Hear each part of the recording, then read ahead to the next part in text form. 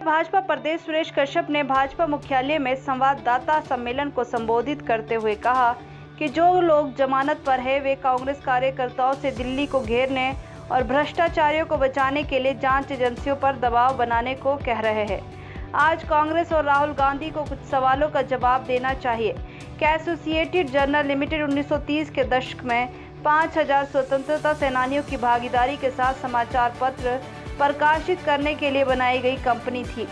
क्या वही company young Indians के माध्यम से गांधी परिवार के तहत अचल संपत्ति का कारोबार नहीं कर रही है?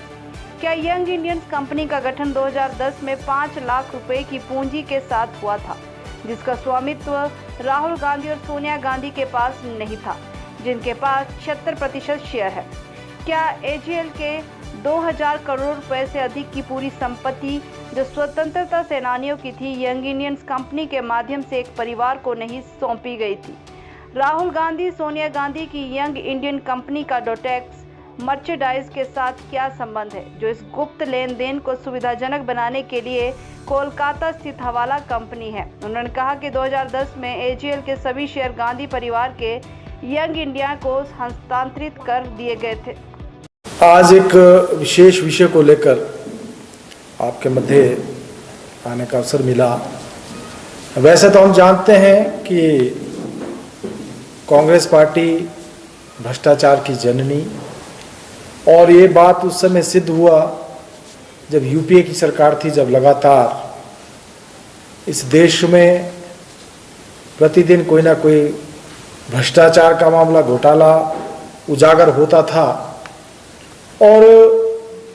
पूरी दुनिया के अंदर हमारे देश की छवि एक भ्रष्ट राष्ट्र के रूप में कांग्रेस पार्टी ने ऐसी बना दी थी। लेकिन आज का जो मेरा विषय है कि जिस प्रकार से आज देश भर में राहुल गांधी जो कांग्रेस पार्टी के महासचिव हैं, उनके निर्देशानुसार जो हमारी जांच एजेंसियां हैं, ईडी के दफ्तर के ऊपर पूरे देश भर में आज कांग्रेस पार्टी के नेता, कांग्रेस पार्टी के कार्यकर्ता ईडी के ऊपर प्रेशर बनाने का काम कर रहे हैं, उनके ऊपर दबाव बनाने का काम कर रहे हैं। जिस प्रकार से श्री राहुल गांधी जी, उनकी माता श्री सोनिया गांधी जी, इन्होंने व्यापक भ्रष्टाचार किया और आपके ध्यान में है कि इन्होंने जिस प्रकार से एक जो व्यापक भ्रष्टाचार के लिए प्रख्यात इन्होंने कुछ ऐसे कारनामे किए। सबसे पहले तो मैं इनसे यह पूछना चाहता हूं कि क्या 1930 के दशक में जो एजेएल एसोसिएटेड जर्नल लिमिटेड समाचार पत्र पब्लिश करने के लिए कंपनी बनी थी, उससे इनका क्या संबंध है? क्या यह कंपनी बनी थी या नहीं बनी थी? क्या यह कंपनी 5000 से ज्यादा स्वतंत्रता सेनानियों के भागीदारी से बनी थी? और क्या आज वही कंपनी गांधी परिवार के अंतर्गत young Indian real estate business बनकर रह गई है? अर्थात इस कंपनी का नाम इसको यंग इंडियन रियल एस्टेट में ट्रांसफर कर दिया गया। क्या 2010 में 5 लाख रुपए से यंग इंडियन कंपनी बनाई गई, जिसमें कि लगभग 76% जो भागीदारी राहुल गांधी एवं सोनिया गांधी की है, अर्थात जो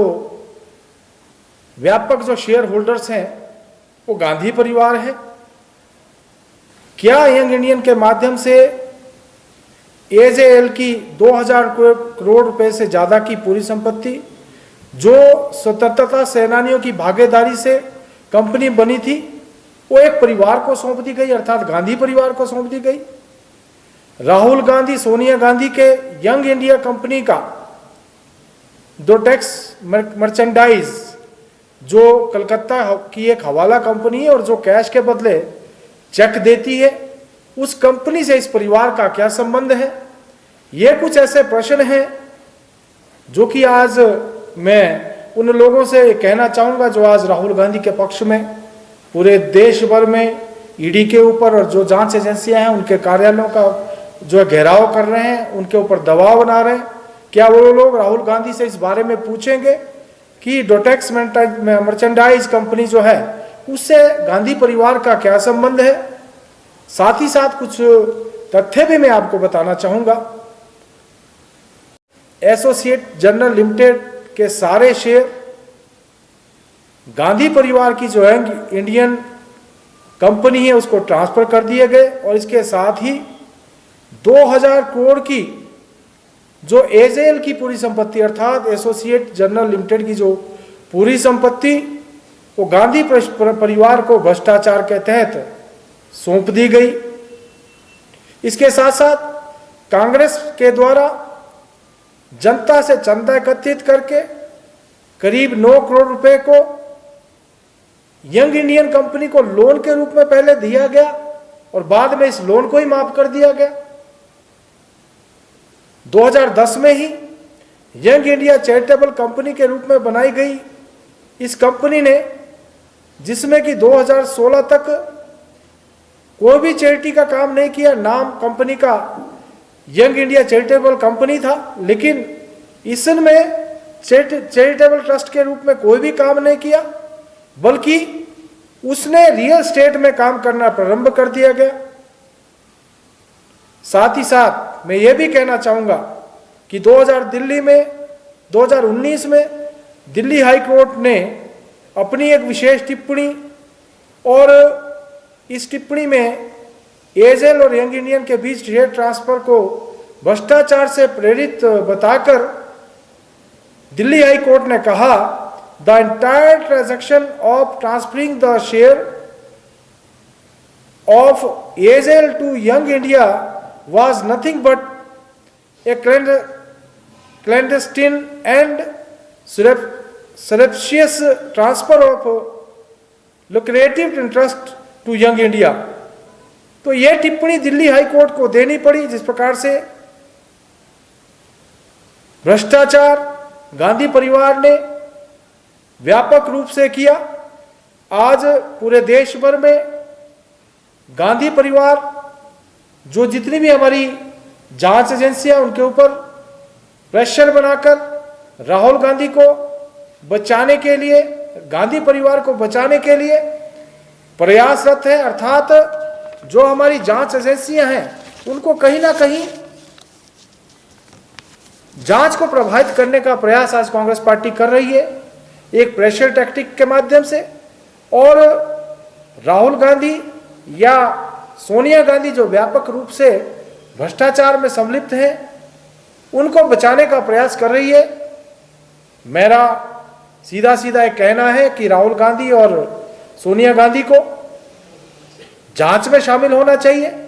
और जो प्रेशर टैक्टिक अपनाने का जो प्रयास किया जा रहा है, मैं समझता हूं दुर्भाग्यपूर्ण है। आज जिस प्रकार से देश की छवि इस परिवार ने पूरी दुनिया में बदनाम करने का काम किया और विशेष रूप से कांग्रेस पार्टी,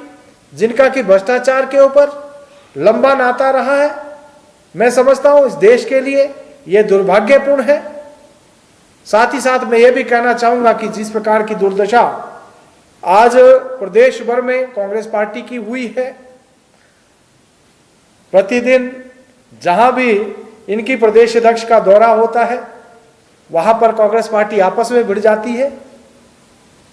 जिस प्रकार का माहौल आज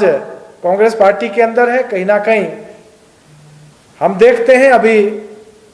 चाहे हम किन्नौर की बात करें, जब इनके युवा मोर्चा के अध्यक्ष और इनके वहां के विधायक के रूप में जो वहां के विधायक हैं उनके बीच में तकरार इतनी बढ़ गई कि प्रतिभा सिंह जी को बीच में हस्तक्षेप करना पड़ा। या फिर हम कांगड़ा की बात करें या पिछले कल जो घटना सिरमौर में घटित हुई, जहां स्पष्ट रूप से ये देखा गया कि कांग्रेस पार्टी आज कई धड़ों में विभक्त है। वहां एक रूप ने कार्यक्रम के समय मंच पर न बैठकर नीचे दरी पर बैठने का निर्णय लिया और यह भी देखने में आया कि कांग्रेस की अध्यक्षा उनको स्वयं हाथ जोड़कर उन लोगों को मंच पर बुलाना पड़ा। साथ ही साथ ये भी देखने में आया कि वहां पर केवल एक कांग्रेस की जो प्रदेश अध्यक्ष है उनके अलावा किसी भी नेता का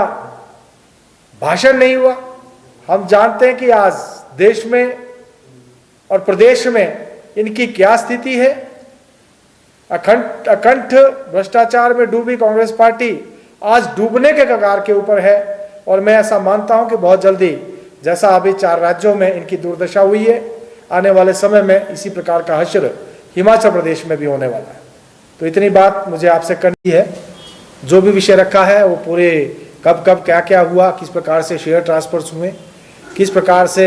कांग्रेस पार्टी और कांग्रेस पार्टी का एक जो परिवार और राहुल गांधी और उनके माताश्री किस प्रकार से उन्होंने जो स्वतंत्रता सेनानियों द्वारा एकत्रित धनराशि थी उसको यंग इंडिया जो उनकी ट्रस्ट बनी उसमें ट्रांसफ़र किया गया और व्यापक भ्रष्टाचार जिस प्रकार से उसमें किया गया, मैंने सारी बात आपके समक्ष अभी रखी है।